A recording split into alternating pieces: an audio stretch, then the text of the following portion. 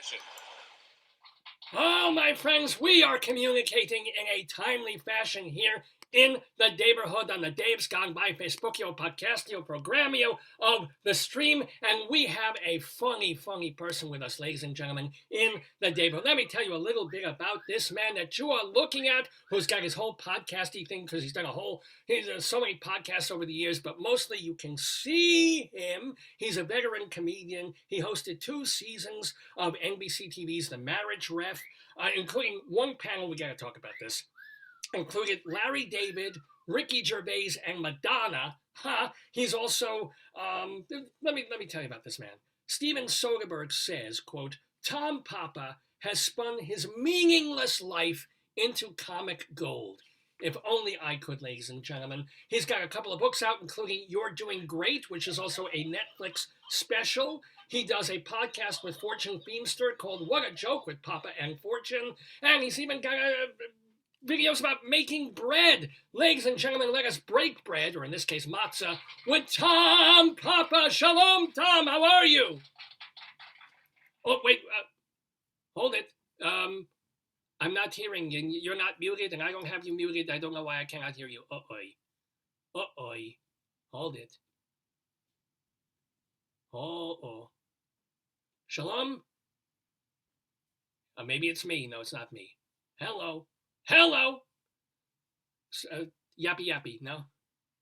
Tell him he can unplug the earpiece and just do ambient. Can you maybe unplug the thingy and do the ambient and shout in the street, and maybe we can hear you with a megaphone? Or raise the volume on his computer.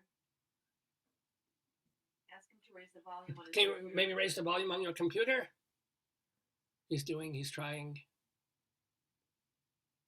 I see his lips moving. Do that way? Oh, what did you just do? Oh, I left my big fancy podcast headphones that my Sirius XM gave me and just went to the computer. Oh, well, thank you very much. Sirius XM there. You can Tom Papa, they don't know what they're doing. Nice to see you. Shalom. Thank you for joining us. We've been watching your Netflix specials. They're hilarious. They're wonderful. So we have so many questions for you, but we also want to tell people this is very important. You must be in New York right now because tonight you're going to be, or maybe you're in New Jersey at the moment, because tonight you're at the New Jersey Performing Arts Center. So yes, get your tickets and go. Yes, I'm very excited. 2 shows in Newark. This is the theater where I recorded and filmed You're Doing Great, which is almost 2.5 years ago now. Now, do you really? Here's the deal. I mean, you're making. Do you honestly believe that people are, or is it a comic premise and you've got to follow it through? And meanwhile, we're all just doing miserably. Well, no, I do think that message is that it holds. I think that people get into. There's definitely more challenges now than when I wrote it. But I believe that people have an expectation of what life is going to be. And they think that they're never good enough and they're never doing enough. And they're working really hard and they feel like, but what is the end? Where's the finish line? And when am I going to be great? When am I going to be doing great? And the reality is, if you stop and open your eyes and you look around, you are already doing great. You're doing great right now. If you're up and you're alive and you can go to work and you can help your family and you can have a couple laughs, that is doing great as a human being. All the rest is just what's been sold to you, and it's a distraction that you're already there. But here's the thing. You are lucky enough to be doing the job that, millions of comedians, millions that would love to have, making a very good career. So you quite literally are doing great in the way that so many other people think that they aren't. Do you factor that in, that, hey, I do podcasts and comedy for a living. I am doing great. Let me tell everybody else they're doing really well too. I feel like I've felt this way since my grandparents taught me to have a good perspective on life. When my grandparents said, we are here together, we get to hug each other, here, let's share some food, have a great, this is what life is about. Stop your complaining. You're doing great. I was taught that since I was just about to be able to walk.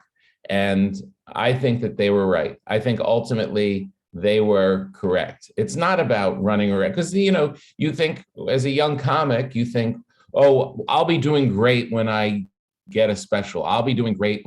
That's work. And there's always more to do. And and you're never satisfied. And as soon as the one thing's done, you've got to keep going to the next thing. And the problems get bigger, all that stuff. That's not what life is about. Life is about doing the job. Life is about writing the material. Life is about telling the jokes to 5 people or 10 people or 1,000 people. In my case, 3 people, 3.5. In your case, 3 people, exactly. And you are doing great. Look at you. Now, we have a question from the gallery. Can you ask him if he ever got a male pet? Oh, in your life, did you ever have a male pet? Because you're always joking. Woman, yeah.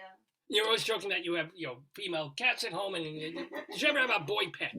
We now have a pug. During the pandemic, my daughter adopted a rescue pug, and his name is Frank.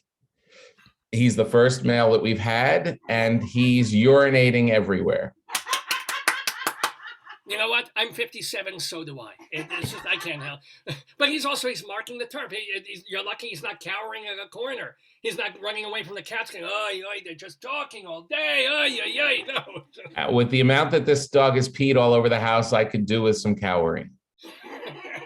Now, are you able to live, are you in the coast? Where do you? I live in Los Angeles now. Do you like it? Or do you miss New York or Jersey or? I do miss New York and New Jersey. I lived here my whole life, and I miss the people. The people here are funnier. There's so many more characters. Just everyone from your dry cleaner to the guy that works in the deli to the woman across the hall. It's like you don't have that in LA. You have beautiful mountains, and you have it's 70 degrees there right now. That's an easier way to live for sure. And it's made me a little soft. And my worry is maybe, I don't know if I'll be able to come back. Wow. But you can be funny in Los Angeles. You can still think of funny stuff. You don't have to be running around New York like, God damn, the subway's late. And yeah, no. Funnier, but still. Yeah, you still get it for sure.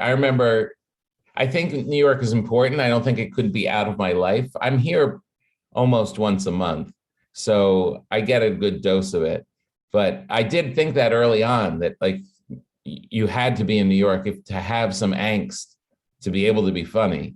But I think maybe early on that was true when you're finding your way and trying to figure out how to write. But at this point, I could be in Wisconsin and I'd still be able to Nobody write. needs to be in Wisconsin. Let me ask you, Tom Papa. It's been a rough couple of years, even though we're all doing great. And you were doing. How did you, pivot as a stand-up comic? Granted, you do a lot of podcasting, but how was the pandemic for you?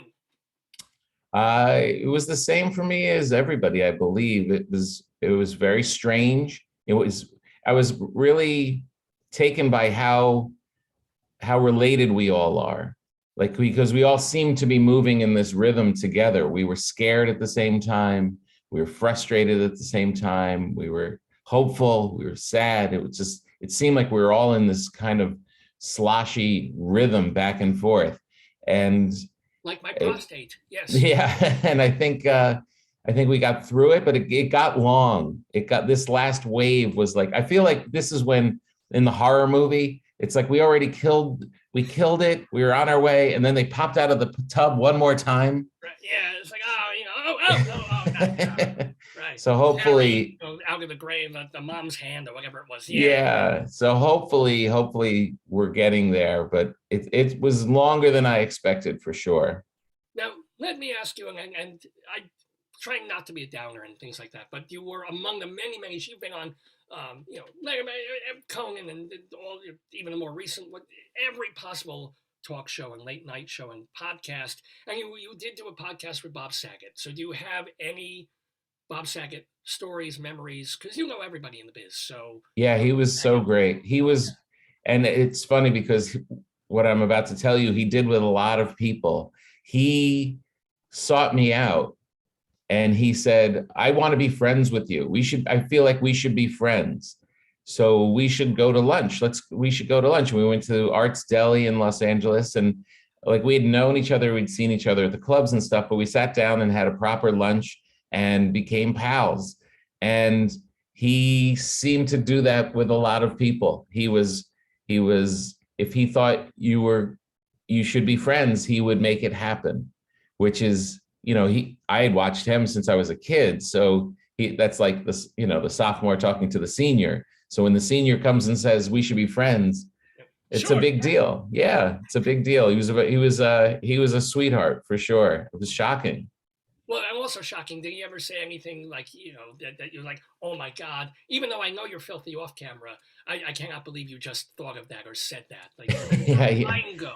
Yeah, I don't have any examples, but he did not go many minutes without saying something dirty. but it really did come from this sweet package. So it didn't seem lecherous or really that dirty. It was just Bob. It was just Bob. Now, speaking of other comedians, again, in a way, one person who was kind of your mentor in some fashion was Jerry Seinfeld. Who, yes, in a very big way. Yeah, I don't want to impinge or impede, but can you tell us any Jerry stories? Yeah, Jerry, whenever people ask what was your big break, I always say it was meeting Jerry, because it opened up so many doors and it made me a better comedian. He really loves comedy so much and I was finding my way, and I wasn't sure, like, what am I writing the right way? Am I touring the right way? And he took me under his wing, and I just absorbed everything from him. And I really learned what it was to be a comic. And to this day, I call him the comedy chiropractor. It's like anytime that I have any questions or any angst about what's going on in my career, or you call him up, and by the time you hang up, you're all adjusted and you realize, oh, what a great thing that we get to be comedians. Wow. Yeah. Because most people, when they talk about Jerry Seinfeld, they say, well, what I learned from him is when you're constructing a joke, every single word and which placement of the word, and you've got to, make it as short as possible. But you're telling me it's more of a gestalt career thing. Also. Yeah, I mean, that's the short, like, there are those little things that you pick up from him, like the little writing things or putting together a set and those kind of things. But no, the bigger arc, the bigger life lesson was, we're very lucky to be comedians. This is the greatest gig in the world. And don't forget that. All right. But pinging off that, and I know you're a very positive, messagey kind of person, but you got to tell me, you must have had, you've been in this business long enough, one or two hell nights, hell gigs. What's Tom Papa's helliest hell gig? Yeah, I mean, there were tons of them. It's been a long career, so there's been tons. But one that I always remember, of course, was in New Jersey. Of course. It was in down at Rascals at the Shore. I forget what place at the shore, if it was Tom's River or somewhere around there. And I was doing a show. There was a great club, but I was doing a show, and someone threw a French fry at me, and it landed on my on my shirt. And I was so shocked. I just looked down, and it was still there, like with the ketchup, and it was slowly going down as I was looking at it. I was like, yep, I'm in New Jersey.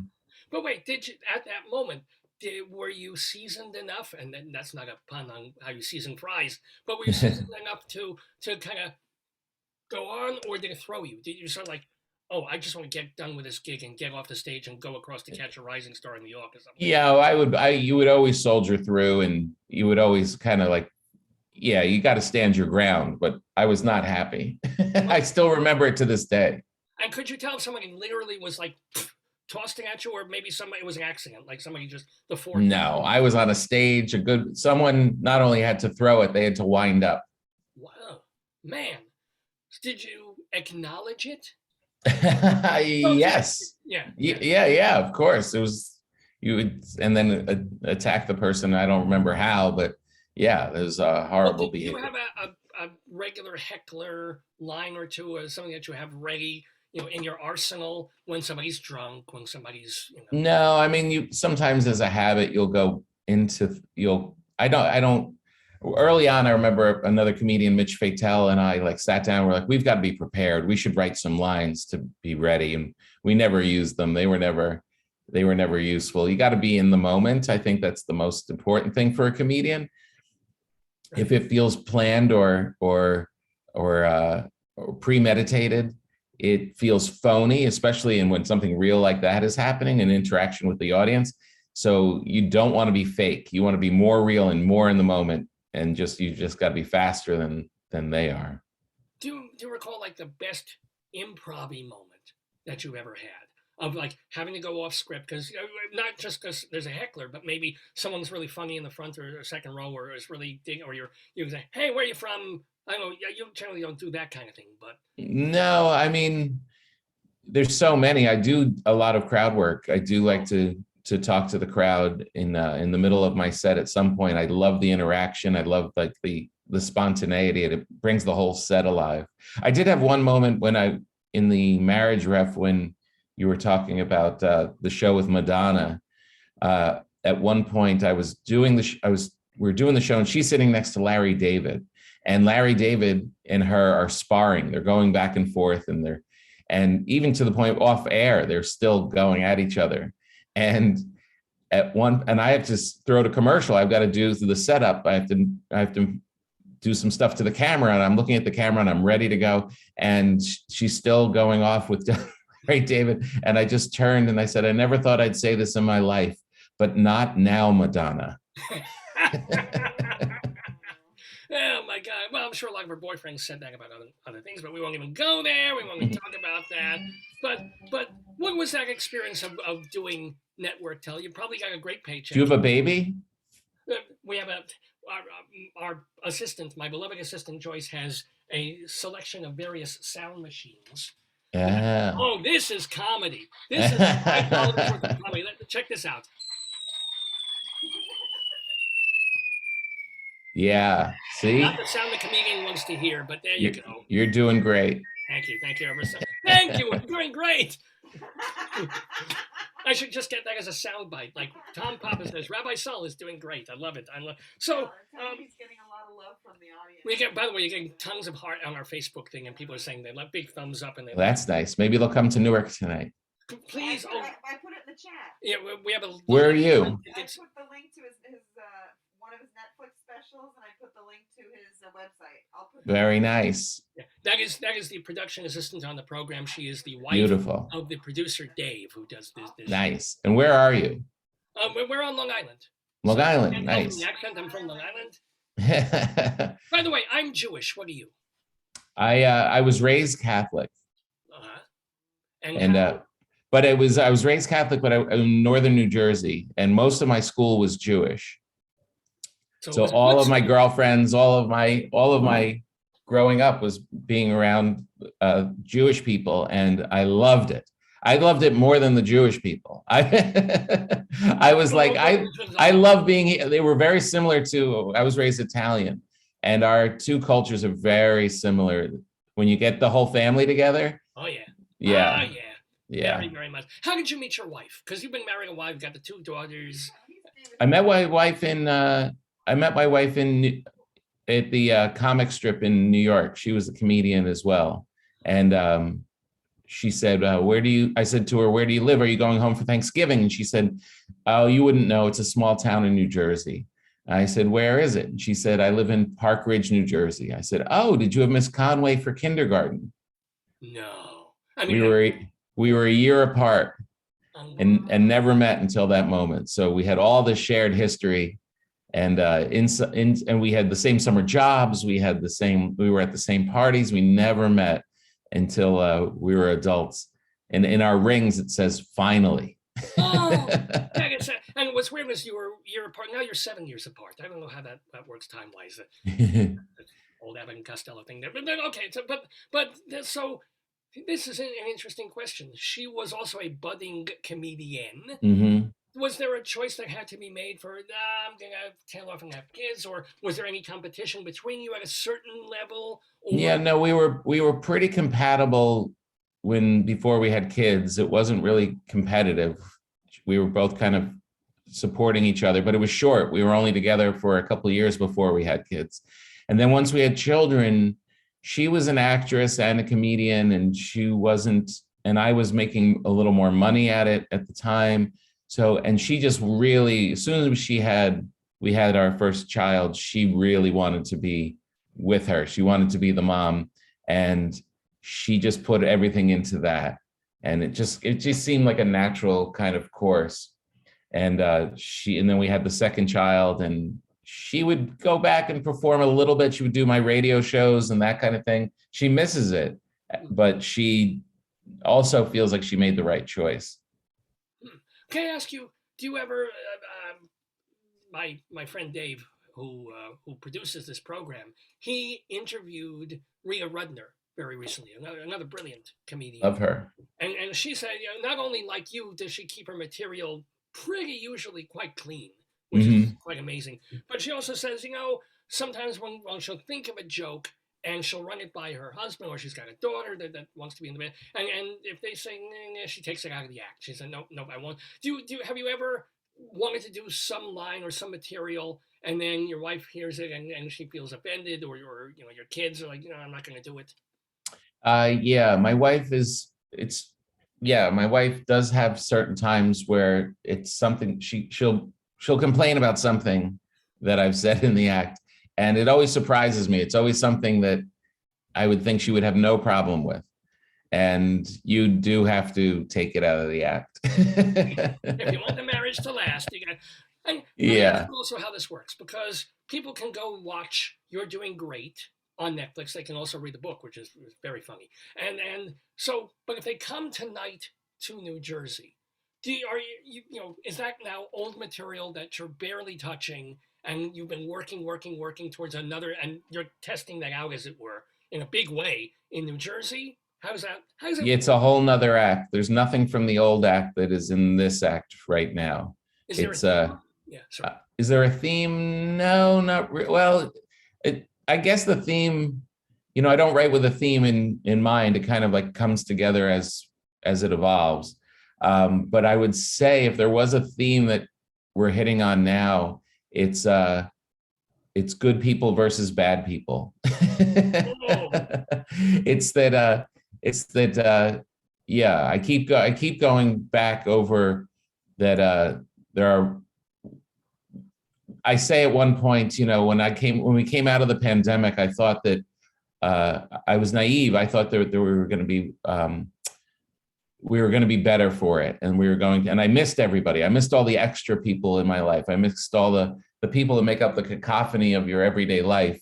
But now that I've been out for a while, I'm starting to think that perhaps COVID may have killed the wrong people.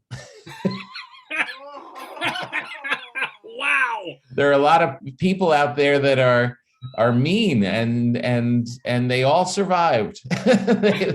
they all survived. Names you could possibly share. Yeah, exactly. Tell me some other stories if you don't mind, since again you know so many comedians. Can you tell some stories of dead comedians? Like amazing. Well, no, people are no longer. Did you know Robin Williams? Did you know Henny Youngman? Did you? I got to work with Don Rickles. I wanted to work with him in a very bad way for a long time. And my family had a trip to Costa Rica planned. And the Montreal Just for Laughs Festival called and said, do you want to open for Rickles at the festival? And it meant cutting off 4 of my days with the family. But I kissed them goodbye. And it was the right choice because it was so memorable. And I got to go up and hang with Don Rickles for 2 nights. I got to do shows with him. It was so amazing. And I started, lobbing in softballs for him. I was like, so Don, do you think we're going to hang out in LA after, because we're friends now? He said, don't get carried away. I said, Don, are you going to watch my act tonight? He said, please, I've got things to do. And then at the end, he called me into his dressing room at the end of the last night. And he's in there in his little robe, and he's drinking a martini. And he said, Tom, come over here. And I knelt down next to him, and he held my hand like a grandparent. You know how a grandparent will hold your hand and not let go? It's longer than you think it's going to be. And he took my hand and he said, Tom, I watched your act tonight. I watched the whole thing. And I did what you said, and I watched the whole act. Have you ever considered a job in food delivery? Which he is said, you bring food. Can tell you. Exactly. That's he's saying, I love you. Yeah. And he said, so you deliver the food once in a while, you throw a joke in so you don't kill yourself. It was the best. I know that was worth it. That was And much you are better the than. perfect opening act for Rickles because it's a very different type of. I remember seeing Sam Kinison, and the guy who opened for him was just as harsh and vulgar and even funnier at the thing, and he killed, and Yeah, Kinison almost killed. So it was the right, wrong balance. When you right. like, you've got this great family, gentle, in fact, I will say this, and this is no slam on him, but our production assistant watched your special and said, he's like Jim Gaffigan, only even funnier. Wow, that's nice. I was just with Jim this week. How's he? Tell us a Jim Gaffigan story. He's more funny than Seinfeld. He was great. But how's Jim Gaffigan? Tell us a Gaffigan story. Gaffigan's wonderful. We started at the same time in New York, and I have a podcast called Breaking Bread, where I'm a bread baker, and I like to share it with people and sit down. And if you sit over a meal, you always kind of open up the conversation. And I had Jim over, and I gave him one of my breads. He has a new special on comedy on Netflix right now, and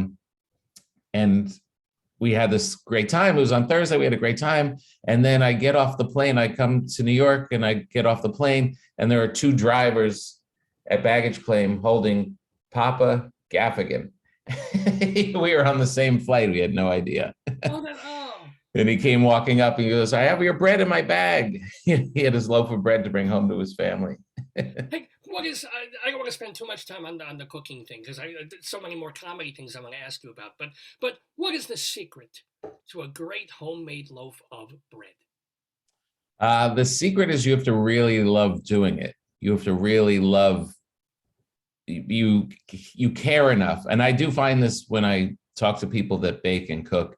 If they are really passionate about it and really love it, that's the missing ingredient. I know it sounds corny, but it really is. And then it's practice. It takes a lot of practice.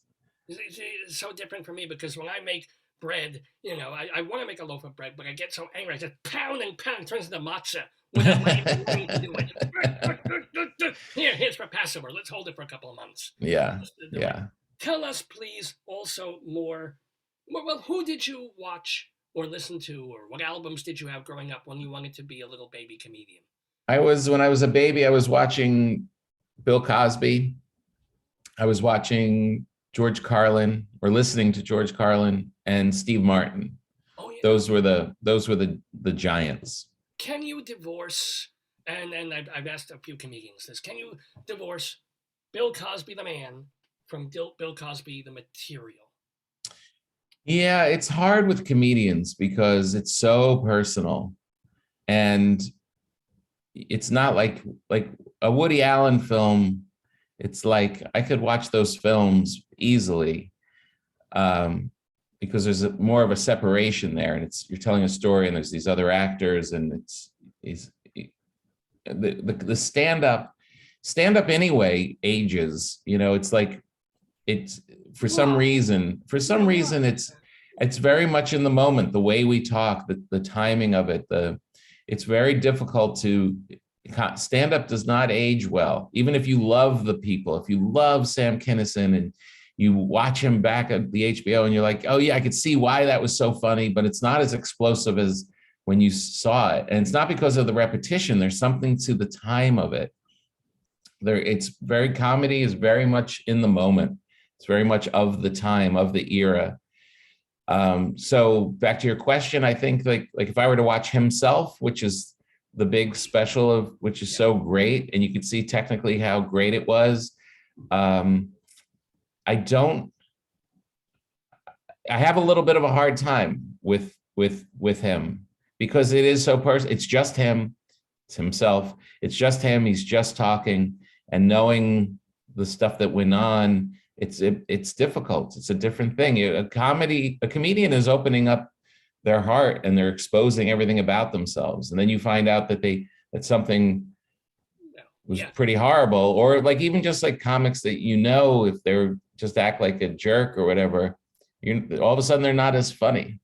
It does make that kind of, what's interesting, and I'll go back to the Rita Rudner article that Dave wrote, and he was asking her, and she said the same thing. It isn't even about Bill Cosby doing this terrible thing. There's just she doesn't go there anymore. That was Yeah. material 40 years ago. It's not bad now, but she's moved on. She's moved on from Woody Allen movies. It just it was all the time, and you put that so Yeah. brilliantly. I haven't heard that before. Yeah. I will say we're coming up on a half an hour. Do you have any more time? Because you've been very kind to me. Do you have a couple more minutes, or you've got to? Sure. So Yeah, we're good.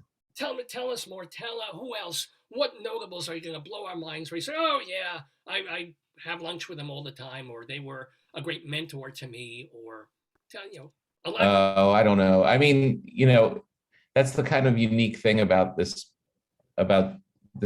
kind of a career, is that you go from watching people you admire, and then you end up friends with them or getting to work with them, and there's always something to be learned from all of them. There's always something to learn, whether good or bad, or like whether you should do something or not do something. And it's such a great experience. It's a very it's not lost on me how fortunate I am to sometimes, in one day be talking with Jerry, and then talk to Gaffigan, and talk to Matt Damon, like all in one day, like to have all of these people kind of line up. In there?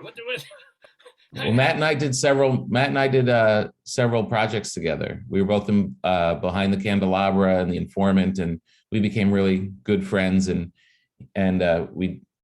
it's so, like, when it seems very natural, but then I step back, and like the 12-year-old version of me is like, who did you just talk to? And when I think of really hilarious, funny people, you've mentioned a few. There's George Carlin growing up, and people like that. And of course, there's Rob Zombie. He directed a couple of your specials of all. Yeah. You would say of all people. Well, I always say that Rob, maybe Rob's a little nerdier than you think, and I'm a little cooler than you think. Well, the glasses, yeah. I hear you. But he's a filmmaker, and he loves comedy. We became friends, and when I wanted to make my specials, I wanted them to be a little bit more like a film. I wanted it to feel a little different than what everyone else was doing, and he's a force. So it was, we had a really fun time making them together. I mean, ultimately, we're getting to an era now where my last special, there was no opening. It was just me on the stage. It was fun. You just jump right into it. And it's almost like anything that you do before or after in a filmic kind of way is really just for the super fans or for yourself. We're in an era now where it's like, let's just get to it. Yeah, actually, there was one. Who was that? The comedian is tall. He's got kind of a beagle cut, youngish. He does the cartoons. Also, Dimitri Martin. He spent like the first 2 minutes of one of his specials doing a mega commentary of the pre-thing of, well, now let's get that camera walking me. Why are they doing this? I don't know. Yeah. And I think that was like the termination of it. That was the final say, like, we don't have to do this anymore. I know, because when the experience with a comedian, you just get right to the jokes, and you sit in the theater and they walk out and you do it. There is something to breaking the form a little bit. I think that some people have done things where they'll film a piece from different clubs, or they'll make a little bit more of a documentary around it. And I think that's all good and it's all creative. But I don't know, for the next one, I like that it just kind of starts. I love, you're sitting down, you turn on Netflix, you want some laughs, and within 5 seconds you're laughing. Now, one question for you, Tom Papa, in terms of material. Are you one of those people? Do you carry a notebook? Do you have scraps of paper that you're doing along in a diner? Are you one of these, like Alan Alda in the Woody Allen movie with the tape recorder and I just thought of something hilarious, but I always had a folded up piece of paper in my back right pocket with a pen, and so anytime, because there are so many times, whether or not you're using them, you should write them down. You should, if something hits you, just jot it down, because you will forget. And then maybe it turns into something, or maybe it doesn't. I don't now, since the iPhone, now I just do it in notes on my phone. I go there and I do the same thing, the same exercise, and store it in there. It's actually Typing, or more. do you just speaking into the phone? No, I type it in. I'll just type in. Yeah, I'll just type in. Would you have your phone with you? Can we take a look, or you can tell us? You don't show us Where's my your phone phone? number. But I would love to know, like, what you jot it down, which will not be funny at all, but it may germinate something and then become, Yeah, I don't have my phone, but I do remember yesterday. Yeah. We were on. Yes, if you were to look at the notes, it would say bumpy. It just says bumpy. And that calls to your mind. I had a driver and we were driving from the airport. It was an aggravating long ride. And we were coming through Soho on these cobblestone street. It was like the last mile of this arduous journey. And it's nauseating. And I'm trying to be patient, but I'm starting to get a little cranky. And then the driver just said, "It's bumpy." And it just made me laugh. And I was like, I think like the premise of that would be sometimes somebody saying something to you can just change your mood immediately. It's bumpy. And I was like, yeah, it is. It's okay. It's been an absolutely delightfully smooth conversation and ride here with Tom Papa. We want to remind people that you got to go tonight to New Jersey. I know it's New Jersey, but still, you have to go to New Jersey, the New Jersey Performing Arts Center. And is it 8 o'clock tonight, or you're doing 2 shows tonight? I'm doing shows. Yes, I'm doing one at 7 and one at 9:30. Are they the exact? I mean, just curious. Do you change stuff? Not just if a joke doesn't work at 7, you take it out, but is 9:30 dirtier at all, or what? No, it's the same show. I do break it up. Well, I have a couple of moments where I like to talk to the audience, so that'll make the set different because it may take us into a different area. But as far as the material, it will be the same. I have a question from the gallery. Hold on. I see he's going to be at a winery. How is it performing at a winery? Well, is it worse performing at a winery because people are already halfway to the wind? Oh, no, that actually makes it a little easier. And I should also mention for our Long Island people who don't necessarily want to, everybody should schlep to New Jersey tonight. But if you don't, you are going to be at the Huntington Paramount Theater over on Long Island in April 20. So also if you're avoiding the pandemic and stuff, you'll be, God willing, there as well. Can I ask, what other project? Are you still doing a podcast? Yeah, I do the Breaking Bread podcast every week. We have Jim Gaffigan on this week, and then we have Dan Richer from Raza Pizza on next week. And then I also do the Sirius XM show every day on Netflix's Joke Radio with it's called What a Joke with Papa and Fortune.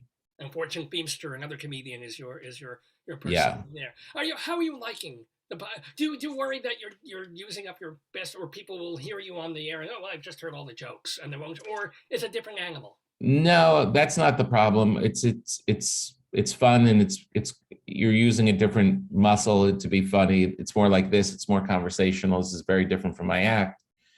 It's a time thing because I'm writing my 3rd book right now, and it's really just about dedicating time. You have to manage your time, and when you have a job, which comedians aren't used to, when you have a job, you actually have to be a little more clever about the use of your time.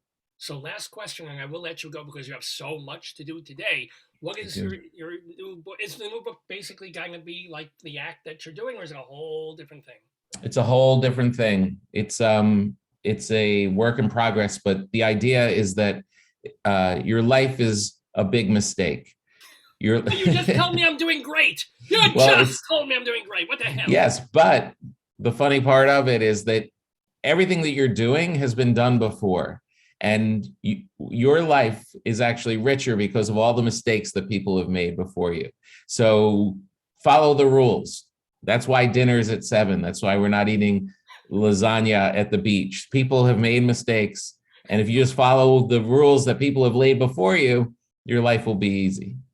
I have been told that I am standing on the shoulders of morons, and I believe it. I believe it. Absolutely. Exactly. Maybe that should be the title. Well, no, because you are standing on the shoulders of giant comedians and doing them proud.